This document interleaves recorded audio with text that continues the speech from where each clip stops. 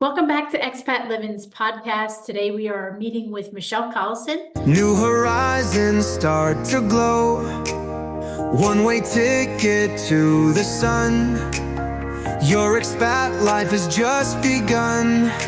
Thanks, Danielle. I am so excited to be here. Thank you for having me. Great. I'm so glad you joined me. So just a little backstory. Michele and I have been friends for just about 4 years. She's one of my first friends when I moved here to Spain, and we both met because we were walking down the beach by ourselves, not knowing where to find our children when they were at camp. I don't know if you remember that, but that was my first memory of Michele. And since then, we've been fast friends. Michele is an entrepreneur, a go-getter, just like me, a mom, a wife, just like me. We have very much in common, and I want to hear all about your story. Tell me a little bit about yourself, what you're doing now, and then we'll hear about how your journey brought you here to Spain. Absolutely. But I have to start with that day that we first met, because it was the day that our kids were in summer camp. And we had arrived at the end of the day to collect our kids. And my son ran up to me telling me, I have to meet this mom. I have to meet this other lady. And I was like, okay, this is weird. But our kids had connected so well at camp that they knew that their parents had to connect, which was awesome. And it still gives me goosebumps when I think about it. That's so great. But yeah, we've been in Spain for 4 years, and now we are, I think, in here we run our own business, and we do a lot of trading during the day, and then live life, right? Look after the kids and enjoy the life of living in Spain. Well, that sounds awesome, and I know you do, because I've been on your balcony, so I know what it looks like. But so give me your backstory. I want to hear, what was life like before your move to Spain, and then how did you come to the decision to move abroad, and then also why Spain? All right, it's a good question with a possibly long answer, because myself and Ricardo, my husband, are, as you know, are from South Africa. And in fact, we left way back in 2002. So we've almost been out of South Africa longer than we lived in South Africa. And since then, Ricardo and I have lived in 4 different countries across 3 different continents. So moving, your expat, like kings and queens, then. it is, and you know, I was thinking about this the other day. It actually makes it a lot easier if you start this process earlier, right? The sooner you begin, the easier it actually is. And that's what it was for us. Ricardo and I left home in our mid-20s and traveled the world. For 11 years before we moved to Spain, we were living in California. So that's when my youngest son was born. And we moved to California when Amber was 1. So America is all they know. Right? They knew back then. They didn't know any different. And yeah, we realized at some point that we needed to give them a different experience. We needed to give them the different experiences early as possible. And we're so glad we did. Like, you know, living in Europe, having multiple passports, speaking multiple language, they might not totally agree with me right now, but it's so advantageous to them in their future. Right. Well, what brought you to California in the first place? You were in what, Switzerland at the time? We were in Switzerland before. Just to give you the pathway, we moved from South Africa to London and lived in London for about 8 years. And then Ricardo got an opportunity to work in Switzerland, which we jumped at. Although we were 6 months away from getting our permanent residency in England. So it was like a toss-up, like do we this amazing opportunity, or do we stay in what's safe and get a British passport and live this life? And we said yes to the risk, right? We said yes to the unknown, which is a skill you learn along the way. And so that's what took us to Switzerland. And then the same company, Ricardo was working for eBay, they moved us from Switzerland to California. So yeah, initially in San Jose, Northern California, and from San Jose we moved to San Francisco. Nice. And then we're living, I guess, the dream life, right? We're in the Bay Area with a family with 2 kids. We bought a vacation home in Lake Tahoe area, and we're living the perfect life until we realized, like, wait, we're getting sucked into this hamster wheel of life, and we need to give our kids a different experience.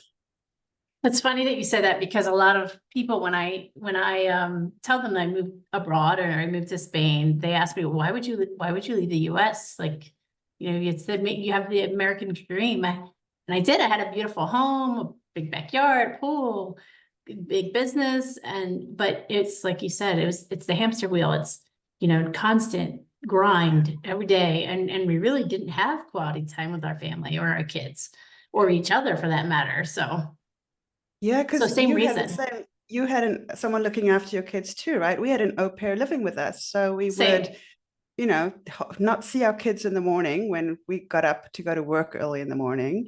And then we would see them when we got home at the end of the day, just to put them to bed, to say goodnight and put them to bed. And that's, we didn't want someone else raising our kids, which I think is the easier way sometimes, right? Well, yeah, for sure. Yeah, definitely with 4, definitely. And you know what taught me that? COVID taught me that.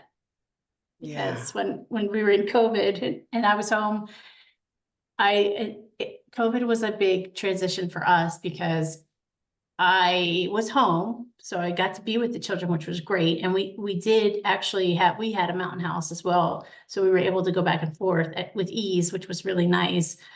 But it also showed me, like, they need socialization, they need to be around other people, they need experience too. And me being their teacher at home was not going to work for any of us. Yeah. So, and definitely not Guillermo. So, they need that outside of the house experience. But the good news was with COVID, we got this great bonding time, but also we were able to figure out how to make our job remote. And Yes. that was like, boom, we're doing this, we're moving. So I don't know if that was a hindrance or a help for you too. Yeah, no, I think it was exactly the same. We had, I think before COVID, we had realized we wanted to break away from the mold, the traditional route that everyone takes. And we had actually exchanged homes. So instead of having our Tahoe home as the vacation home, we actually rented out our San Francisco home and we moved into the Tahoe home permanently. Okay. With the view of every 6 months, every year, for the 3 months that the kids have for summer vacation, we would travel the world with them. So that was the idea, right? We want to expose them. We want to show them the world. So let's move to somewhere where it's easier to do that. And we can travel every summer, we can travel the world. And yeah, as we did that, we realized, actually, we don't need to just travel every summer and come back. We can live wherever we want to in the world. The realization that the possibilities are endless begins when you take that first step to change or to break from the normal routine or the normal mold that you're used to. Yeah, that's true. I love that. Yeah. So okay, so now here you are. What made you choose Spain of all the countries you could be at? It's so fascinating when you're trying to juggle the different personalities in the family, and you've got more personalities to juggle. I had 4, right? Yeah. And particularly myself and Ricardo, because I had wants and needs and he had wants and needs, and we had to find a location that matched everyone's requirements, really. Ricardo knew that he did not want to live in a cold country after so many years in England and living in London. He was like, I need a proper summer. I'm not going to anywhere near the north where it's cold all the time. So we knew we wanted the idyllic Mediterranean lifestyle. everyone dreams of, right? Right, right. And then that was the one choice and the one decision. And then the other was language. It was super, super important to us that our kids spoke more than only English. We Okay, wanted them to learn a second language. And, practically Spanish is the second most spoken language in the world. right, So, okay, Spain checked the box for that again. And the third deciding factor for us was the visa process. We looked at all of the different countries, and which was the easiest visa process to go through. And Spain seemed reasonable. So many people had done it before, and it seemed like something that was very possible for us to do. So yeah, kids, weather, and visa was the reason we nice, moved to Spain. nice. And speaking of the visa process, so did you do that yourself or did you hire somebody to help you? How did that work out for you? Because I had my own experience. Yeah. Well, after doing a lot of research, um, yeah, because you have to, right? You have to understand as much as you possibly can. I realized that I could try and do it myself, but I didn't speak any Spanish, like zero, right? Okay, Other than saying hola, like I don't know how to say anything else. okay, And so for that reason, I thought it was best for us to hire a lawyer, abogado, right? yeah, And we found someone in Madrid. So from California, in fact, it was the year before we moved, and we were in Mexico on our summer vacation, that I reached out to the lawyer in Madrid. And we started talking about the possibilities, and the different visas that we could apply for. And together with her, we decided that the non-lucrative visa was the best process to follow. Because of course we could have got a entrepreneur visa, or we could have gone the golden visa route. But right, it made the most sense for us at the time to get the non-lucrative visa. And they right. helped us get the first. Well, in fact, they've helped us with every single one of them, and they will be helping us in 10 months' time with our permanent residency. Good, good. It's really important to have good help. I did it on my own. So I took on the frustration and stress of doing it on my own, which, in hindsight has helped me because I've learned how to do it now. I can help other people do it. But, in hindsight, if I could go back, I probably would have done what you did and hired somebody to do it for me, soup to nuts. Yeah, I mean, it's definitely easier. It's less stressful, and when you don't speak the language, it's I think a necessity. But Yeah, you speak Spanish, I do. Yeah, and it's very and helpful. there are Right. so many people who have done the same. There's so many people who have done the process by themselves, so it's totally possible. So how did your children feel about moving? Were they excited or were they upset or? Yeah, I think because we have exposed them to so much change from a very young age. They were used to traveling, and I think at the time, because when we moved, they were 8 and 11, and they were Yeah. just excited to get on another airplane again. That's all they wanted to do, was go somewhere new. Like it was just another vacation. Yeah. And I don't think, we'd spoken to them about it, about the move, and we'd asked them about how they felt, and they were like, yeah, let's do it. But in hindsight, I don't think at 8 and 11 you can truly understand what such a big change actually means to you. Yeah. So yeah, I think they were excited in the beginning, but once they moved here, that's when it got a bit rocky and things really hit them. Yeah. Well, so same, and my kids, so we have two your age and then two older. So it was different for each kid. And to be honest, my oldest, I thought would handle it differently than he actually did. I thought he'd handle it maturely and with excitement, and it's actually been the opposite. He wasn't happy to be here. So it depends, but everybody's doing well now. We're all thriving, and they all have their friends, and but it takes a while. We found our place. But again, it does take some time. And you're right, like you can't expect an 8-year-old to say, oh yeah, let's do it. It's great. Because my daughter, she's like, Mom, when are we going on our next airplane? And she wants to go all the time. She's ready to go. But I think a new move like this would have been rough for her at this age now. She's 11 now. So. And that's exactly what I think too. I think 11 for Amber was probably 1 year too late, right? Yeah. Had we moved a year earlier, I think it would have been so much more easier for her. But at 11, a young girl going through all her hormonal changes in a new country with a new language that she didn't speak, it was really tough for her. Now, on the other hand, I do think we need to expose our children to small, manageable challenges, right? We can't protect them completely. And the more they learn that they're able to cope with challenges when they're younger, the more they'll be able to deal with all the challenges that life is going to throw them in the future. So, it's kind of like a balancing situation. Like how do you support them as much as you possibly can, knowing that it's them, they're the ones that have to deal with this, right? They're the ones that have to grow through this. And it's really hard as a parent because all you want to do is protect your little baby. Right. No, it's true.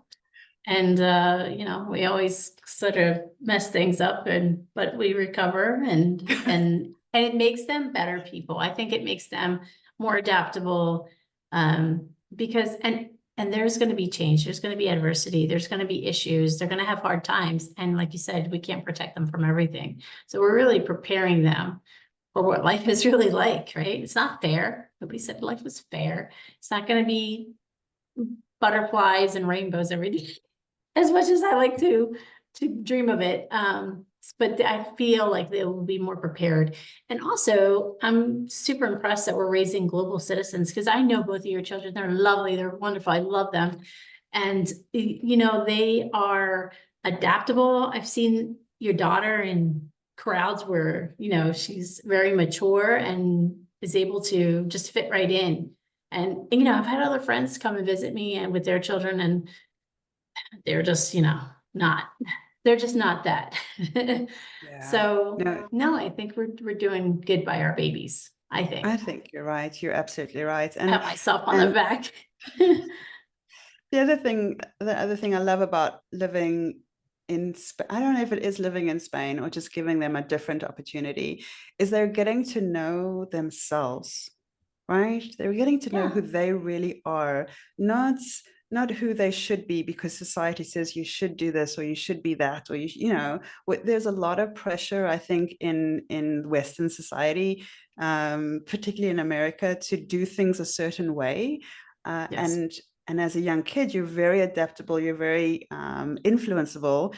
And so it's harder to really, really know who you are, what you like, what you want, what you don't want. Whereas my kids, I think I can confidently say they know what they like and what they don't like. And sometimes as a parent, I don't want that. I want them just to listen to me and do what I want them to do. Right.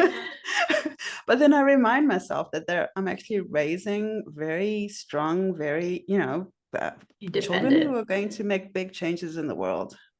I agree. I think that's wonderful. Yeah. Well, speaking of changes, so you've had some changes yourself. In my introduction, I talked about you starting a new business and also some health concerns that you have had. So you choose what would you like to talk about first? Well, let's talk medical healthcare and doctors, because that was a whole complete whirlwind for me for 18 months, I think. We have always, the whole family, we've been the type of people who only ever go to the doctor for the kids' annual health check, right?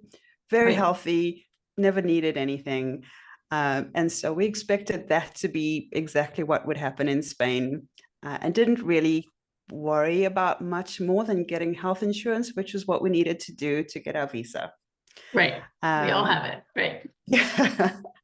And then less than a year into our stay, I had a retinal detachment, which I didn't know what it was, right? I didn't know what was happening. I woke up one day and I could just see less out of my right eye. And as the days progressed, I could see less and less and less. It just kept getting darker and darker. And initially I thought, okay, maybe I'm tired. I just need to rest. I should stop looking at the computer because a lot of the work I do is on the computer. And it didn't change. And I don't know if you remember, but you were one of the people I was texting all of my friends, like, do you know what this could be or what I should do? And no one I knew had ever heard of retinal detachment before. No. And so I think, yeah, that was probably the worst thing for me. If I was in a country where I spoke the language, which is one of my key things I would do differently if I were to do this again, is learn the freaking language before you move to a country. Yeah, that's what I tell people, even just a little bit, but no, as much as you possibly can. well, Because yeah. in the situation, I didn't know how to describe what was going on in a language that someone could understand. I didn't understand what the doctors were saying to me. I didn't even know where to go. So initially I went to the optician, to the optometrist, where I got my glasses. And I asked them, could you just look into my eye? Because I'm sure there's like a contact lens or there's something stuck in there that's blocking my vision. And bless her, she said to me, I think you should go to the emergency room. And I was like, what do you mean go to the emergency room? Because I felt no pain. You know, normally if you're in an emergency, like you've broken your arm or something, like you feel pain, right? Yeah, pain. Yeah. Your body tells you, I have to go to the ER right now. But I felt no pain. And she said to me, I remember her words, she said, you have to go right now. And you need to tell them that it's worse than what you think it is. I was like, wow. okay, That's this scary. is really weird. Did she speak English? This doctor, did she speak yeah, to you in English? yeah. Just a little bit of English, enough Okay, that I could understand what to do. And she directed me to the closest public hospital, which again, in hindsight, I wish I'd done more research into the right hospitals to go to, because we had private health insurance, which meant that I should have gone to a private hospital instead of the public hospital. I wasn't covered under the public health system. But that's, at the time, in panic, I was like, okay, I'm going to do what she's told me to do. And of course, in the hospital, they'll help you, right? They're not going to turn anyone around. And so I went through almost a week of proceedings in the public hospital before realizing that this is not what I should do. I need to be in the private healthcare system. And unfortunately, had to start the process from the beginning. I couldn't transfer my notes from one into the other. I had to start from the beginning, which in my case meant that my eye had experienced too much damage and wasn't able to be repaired as much as it could have been had I reacted better sooner. But yeah, so after a couple of weeks of trying to figure out what was happening, understanding it in English, what I should do, I was able to get the surgery I needed. And actually, that, you know, even though the first few weeks was really scary, not knowing what to do or what was happening to me, once I was in the right system, once I had found the right contacts, the doctors and the healthcare and everything has been absolutely amazing. In fact, I was so fascinated. It was interesting to learn that the doctor that helped me, the surgeon that was operating on my eye, also worked in the public healthcare system. So there are doctors that, most of the doctors work in both public and private healthcare systems. So you know you're getting the same quality of support regardless of which system you're in. And I talk about that a lot, the difference between the two. But that was it. That was a scary process, which once I had it figured out, the systems were wonderful. And most importantly for me was having had the friendship circle, the friendship group in place. And that was you, Danielle. And I was going to ask you that next, because I know that, well, I wasn't your translator, but you're gonna make me cry here. I wasn't your translator in this case, but I know we had other friends in our expat circle and our expat community that helped you with your doctors and your visits. And I know we all had a food circle going for you, bringing some food over and Yeah. anything, we would do anything because, you are my family. Like now we've been in this together. Um, and this is what expat life is too, is building family. So It's we so, were happy to do it for you. well, it's crazy that you mention it, because I remember living in so many different countries previously, searching for my tribe, like Right. looking everywhere, like not feeling my tribe wasn't really in South Africa. And then I moved to London, and yes, it was okay, but I'd never felt that I quite fit in. Same in Switzerland, although there we do have amazing friends there too. And the same in California, although I have amazing friends there too. But when I moved to Spain and I met this circle of friends here, I realized that it's not so much the location. In fact, it's not the location at all. It's the connection, it's the people that you let into your lives. And whether you're living next door to each other or in a different town or in a different country, it doesn't matter.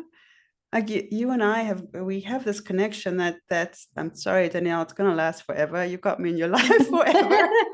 Happy to have you, happy to have you. And And you it me. doesn't matter if Ricardo and I talk about moving as soon as the kids are out the house, we're going to move to Costa Rica or something. It I doesn't might follow you. matter where in the world we live, we can always have this connection. And that is so important when you are living this almost nomadic lifestyle, right? You realize Yeah. that how important friendships are, and how important it is to maintain those friendships, and how possible it is to maintain the friendships regardless of where you live.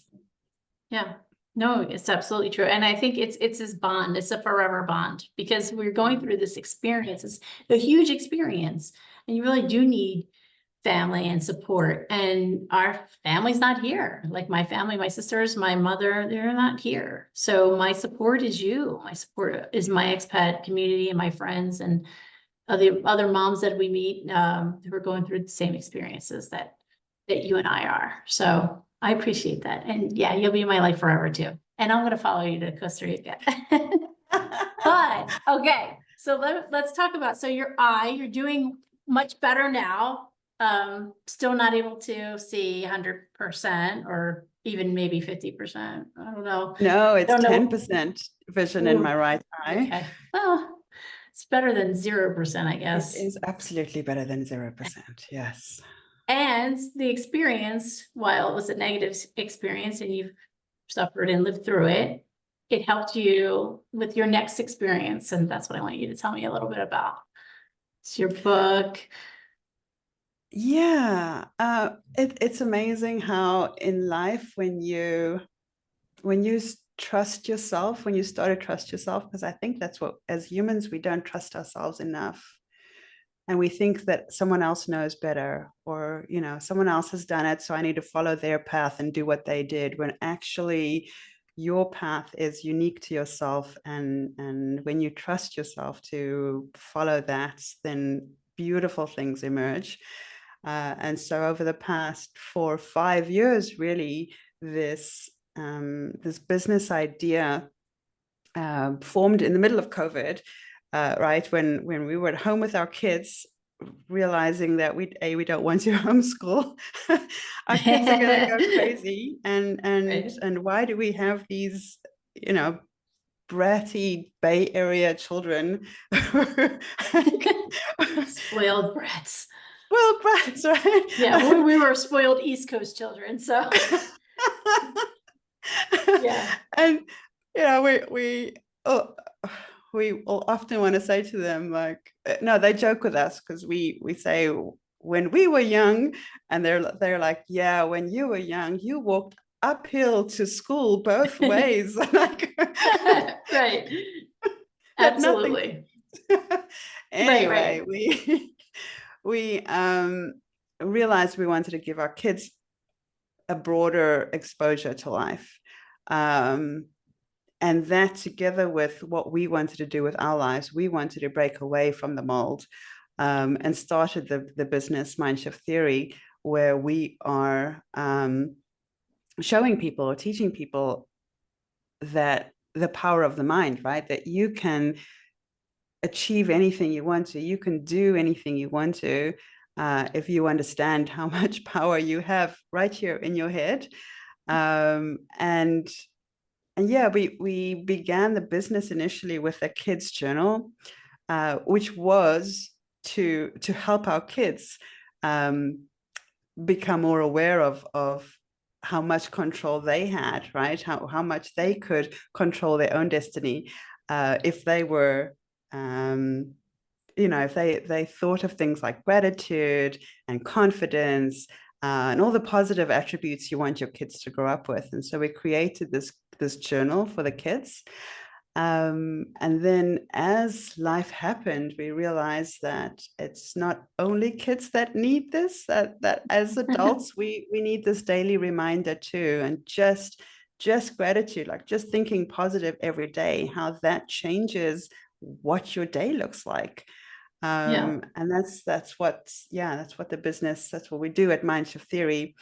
And so with this experience of my rational detachment, I went through a few months almost of feeling really low and feeling, that when that moment happens, when life happens to you and you feel sorry for yourself and you're at a loss and you don't know what to do. And, it's like, yeah, what do I do next?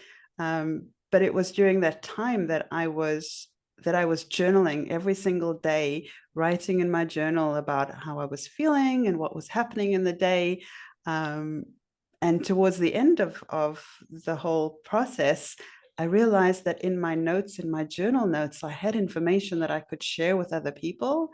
And the story is twofold. It's one of rational detachment, and this unknown thing that happens to people that I think more and more people need to be aware of.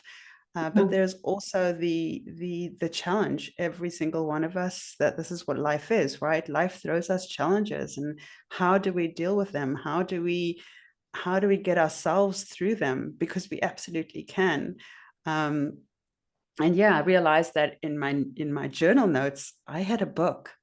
And so spent a few months putting a book together and launched my own very first self-published book, which has been another amazing experience, right? Reminding me that I can do anything I want to, right? It's like so many people said to me, how can you publish a book, right?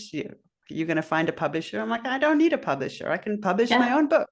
And you can. There are so many ways to do things in a way that suits what you need. You don't have to do it the way everyone else says you should. Yeah, so together with the book and the business, this is what life is for us now. We are running our own business in Spain, living the life that we love. I love that. I love your story. And it reminds me a lot of my story. So we have so much in common.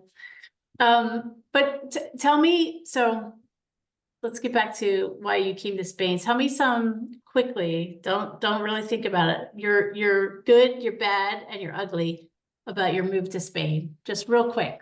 So the good. 3 things. You're going to want them to be short, but they're not. The Yeah, good is. Well, I know they're not, but the good is breakfast with my husband every morning on the deck, and you've seen it, right? Looking out at the sea, like beautiful. Like, come on. That's what I miss about Almuñécar, but yeah. A view. The bad is yeah, I'm going to come back to the language all the time, like still struggling with the language. And what was the third? The ugly. The what? The ugly. The ugly, like what's really bad. The one thing that's really bad that you could live without. Nothing. Nothing. No, nothing. No, I absolutely 100% would choose this every single time. There's nothing really bad, right? Good. It's That's amazing. that's good. And all right. And if you could tell somebody else or give them a tip before they made this journey, what would you tell them? What other than language? Because I say the same thing, like learn a language before you go to a country. Don't just show up and expect they speak whatever you speak. But what would be some good advice to give to somebody before they make their move? The one thing actually I'd said to Ricardo and the kids before we moved, which is something I think everyone should allow themselves to do, is not think this is a be all and end all. Be Right? flexible, right? If you, yeah, if you move to Spain or wherever, whichever country you're moving to, you can change your mind, right? But at the same time, give yourself at least 6 months, right? Okay. Make it through 6 months before you decide what you want to do. Because That's it's good that advice. first 6 months that I think is the hardest, where you're adapting to change and figuring things out and figuring things out that you didn't know that you needed to figure out, right? When you don't know what you don't know, that's the hardest part. Yeah. But after 6 months, things get easier, things get better, you start to see how amazing this choice is that you have made for yourself. So I think give yourself permission to try it out, and try it out for 6 months. That's my advice. That's great advice. I would say the same. Well, thank you so much, Michelle, for being with me today. Thank you for sharing your story. And I'm going to, again, I'll remind everybody that Michelle is a business owner. She sells journals. She has a book she's written, and I'm sure she's working on her next project as we speak. You can reach her at mindshifttheory.com. Excuse me. Sorry, mindshifttheory.io. And I'll put it in the description below. So Awesome. thank you again, Michelle. Thank you, Danielle, for having me.